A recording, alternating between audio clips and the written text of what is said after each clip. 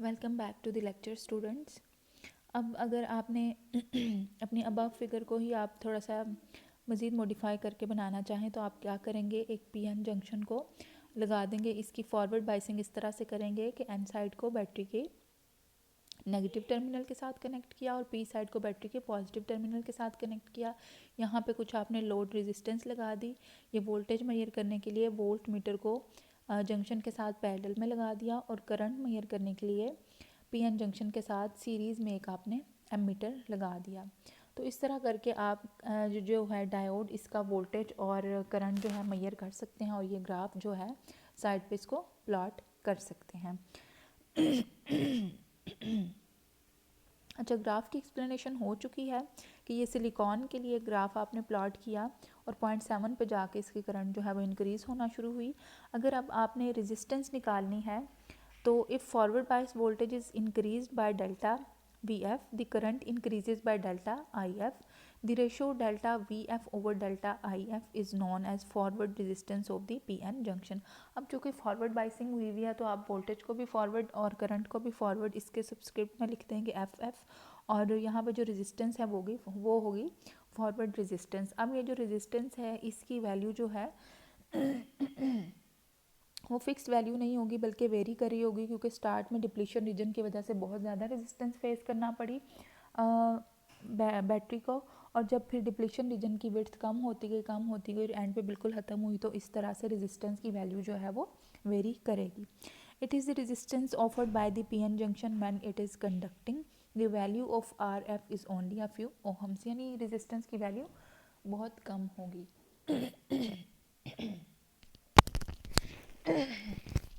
तो स्टूडेंट्स ये थी हमारी फॉरवर्ड बाइसिंग। अब नेक्स्ट हम करेंगे रिवर्स बाइसिंग। अच्छा, reverse biased PN junction, when the external source of voltage is applied across a PN junction such that its positive terminal is connected to N region and its negative terminal to P region, the PN junction is said to be reverse biased। यानी कि एक diode को reverse bias करने के लिए आपने क्या करना है, बैटरी के पॉजिटिव टर्मिनल को डायोड के एन रीजन से कनेक्ट कर दें और बैटरी के नेगेटिव टर्मिनल को डायोड के पी रीजन से कनेक्ट कर दें। In this situation no current flows due to the majority charge carriers, क्योंकि अब आपने बैटरी के नेगेटिव टर्मिनल को पी साइड से कनेक्ट कर दिया है और पी साइड में क्या है जी, इलेक्ट्रॉन्स की बजाय होल्स होंगे, और दूसरी तरफ आपने बैटरी की पॉजिटिव साइड को कनेक्ट कर दिया है बैटरी के डायोड के एन साइड के साथ, और एन साइड में होते हैं इलेक्ट्रॉन्स और इसमें जो आइंस होंगे वो होंगे पॉजिटिव। यानी कि हमने आइंस यानी डिप्लीशन रीजन को पहले ख़त्म करना होता है। अगर आप पिक्चर में इसको देखना चाहें तो इस तरह होगा। इस फिगर नंबर 18.4 में देखें, बैटरी का पॉजिटिव टर्मिनल कनेक्टेड है एन टाइप से, और एन टाइप में आपने पहले इस बैरियर को यानी इस पूरे पी एन जंक्शन में आपने पहले इस बैरियर को ख़त्म करना है। आपने क्या किया, पॉजिटिव को पॉजिटिव से कनेक्ट कर दिया और नेगेटिव को नेगेटिव वाली ही आइंस वाली साइड से कनेक्ट कर दिया है। तो इस तरह क्या होगा, ये पॉजिटिव यहाँ से मज़ीद होल्स को इस तरफ पुश करता जाएगा और यहाँ पे मज़ीद पॉजिटिव आइंस जमा होते जाएंगे और यहाँ पे मज़ीद नेगेटिव आइंस जो हैं वो जमा होते जाएंगे, और इस डिप्लीशन की विड्थ जो है डिप्लीशन रीजन की बजाय ख़त्म होने के इसकी विड्थ बढ़ती जाएगी। तो इसका मतलब है जब आपने डायोड को रिवर्स बाइस कर दिया तो इसमें से करंट फ्लो नहीं करेगा बल्कि इसके पोटेंशियल बैरियर की वैल्यू बढ़ती जाएगी। In this situation, no current flows due to the majority charge carriers. However, a very small current of the order of few microamperes flows across the junction due to flow of minority charge carriers. It is known as reverse current or leakage current. अब होगा क्या, क्योंकि N side पे बहुत ही कम तादाद में कुछ holes भी प्रेजेंट होंगे, उन होल्स की वजह से या पी साइड पे बहुत ही कम अमाउंट में कुछ इलेक्ट्रॉन्स भी प्रेजेंट होंगे। उन इलेक्ट्रॉन्स और होल्स की वजह से जो करंट फ्लो होगा वो बहुत ही स्मॉल अमाउंट का माइक्रो एम्पेयर्स में वो करंट होगा। तो इस वक्त जब बैटरी को जब आपने डायोड को रिवर्स बाइसिंग में सेट किया हुआ होता है तो due to minority charge carriers एक फ्यू माइक्रो एम्पेयर का करंट जो है इस जंक्शन के अक्रॉस या इस पोटेंशियल बैरियर के क्रॉस मूव करेगा और उस करंट को आपने कहना है लीकेज करंट या फिर reverse current. The variation of reverse current with the applied bias voltage can be studied by the circuit shown in figure shows the reverse characteristic for the PN junction. It can be seen that as the reverse voltage is increased from 0, the reverse current quickly rises to its saturation value I0. As the reverse voltage is further increased, the reverse current remains almost constant. Here the resistance offered by the diode is very high, of the order of several mega ohms.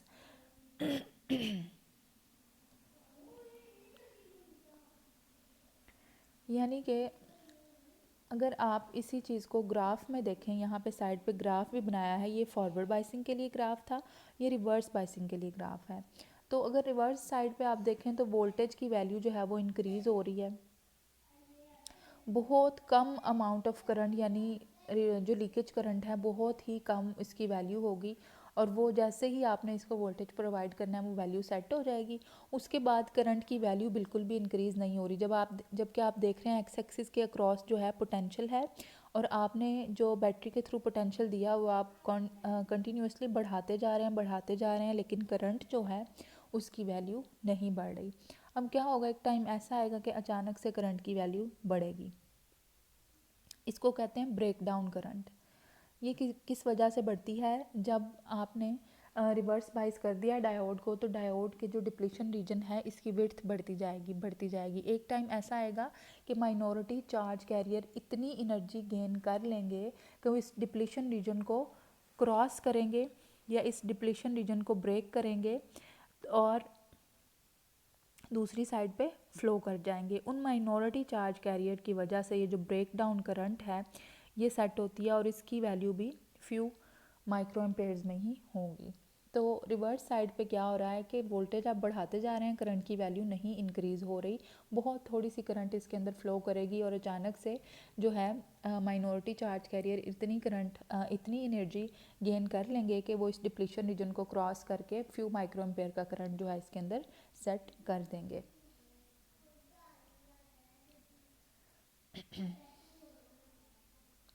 अच्छा जी, here the resistance offered by the diode is very high of the order of several mega ohms. अब जो कि depletion region की width जो थी वो बढ़ती जा रही थी, तो इसका मतलब है रिवर्स बाइसिंग की कंडीशन में जो रेजिस्टेंस है इसकी वैल्यू बहुत ज़्यादा होगी of the several mega ohms. As the reverse voltage is increased, the kinetic energy of the minority charge carriers with which they cross the depletion region also increases till it is sufficient to break a covalent bond. As the covalent bond breaks, more electron hole pairs are created, thus minority charge carriers begin to multiply, due to which the reverse current began to increase till a point is reached when the junction breaks down and reverse current rises sharply.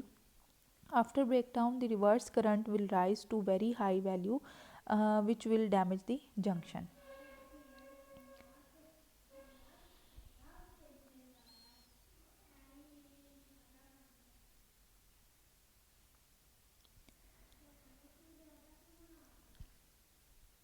अच्छा जी, यहाँ पे previous slide पे जो आपको बताया गया कि जब आप रिवर्स बाइसिंग में वोल्टेज को बढ़ाते जाएंगे तो एक टाइम ऐसा आएगा कि जो माइनॉरिटी चार्ज कैरियर हैं वो उनकी जो कोवलेंट बॉन्डिंग हुई होगी वो उस कोवलेंट बॉन्ड को तोड़ देंगे, और इस तरह से इलेक्ट्रॉन और होल का एक पेयर जो है वो जनरेट हो जाएगा, और वो इस पोटेंशियल बैरियर, उनके पास इतनी एनर्जी होगी कि वो इस पोटेंशियल बैरियर को क्रॉस कर जाएंगे.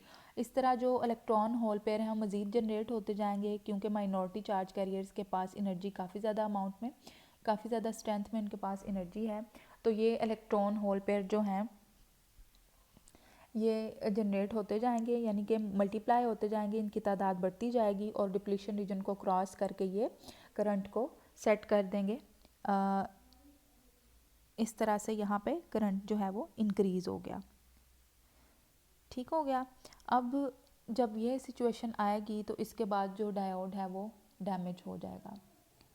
यानी जब आपने डायोड को रिवर्स बाइसिंग में सेट किया, उसको आपने वोल्टेज प्रोवाइड किया, उसका डिप्लीशन रीजन बढ़ता गया बढ़ता गया बढ़ता गया, तो एक टाइम ऐसा आएगा कि माइनॉरिटी चार्ज कैरियर जो हैं वो कोवलेंट बॉन्ड्स को तोड़ देंगे और ये जो पीएन जंक्शन है ये डैमेज हो जाएगा।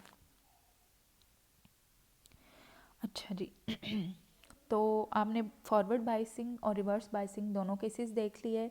इन दोनों के पिक्चर्स को ड्रा करें। इन दोनों के साथ साथ आपको ग्राफ प्लॉट करना भी आने चाहिए।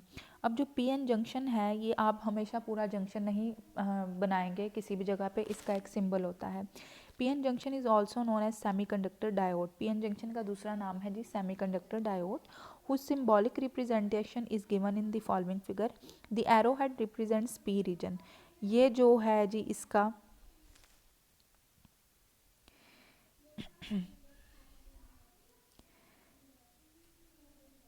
ये जो एरो है ये इसका पी रीजन है, या इसको आप बोलेंगे पॉजिटिव साइड है, ये है anode.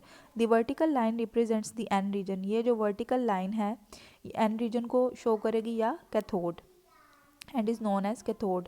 The current flows in the direction of arrow when the diode is forward biased. तो करंट इस तरफ से इस डायरेक्शन में फ्लो करेगी जब डायोड को आप फॉरवर्ड बाइसिंग में यूज़ कर रहे होंगे। जब आप इसको रिवर्स बाइसिंग में यूज़ कर रहे होंगे तो पहले तो करंट फ्लो ही नहीं करेगा और एंड पे जो है डायोड वो डैमेज हो जाएगा। तो ये था आपका पीएन जंक्शन का सिंबल। सिंपली आपने ये इस डायग्राम, इस पिक्चर को बना देना है। ये जो वर्टिकल लाइन है ये वर्टिकल लाइन शो करेगी एन साइड को, और ये जो लाइन है एरो हेड वाली ये शो करेगी पी साइड को। तो स्टूडेंट्स ये था